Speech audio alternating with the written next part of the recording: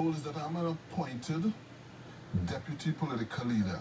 My role is to support the political leader, and I think he will testify that at no point in time I have been disloyal or not functioning in my role as supporting the political leader in terms of giving him advice and directions. But I can't make the political leader do what I feel he's supposed to do. My role is to advise, and to guide and direct, and to follow the actions that he asked me to do. I am a deputy political leader appointed by my leader.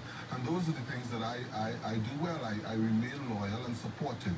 But when it comes to taking a stand, that is the role of the leader.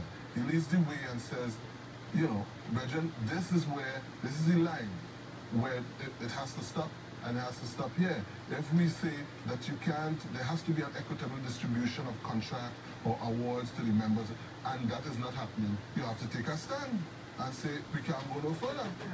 Okay, Dr. Douglas, thank you for that response to the question asked. And now this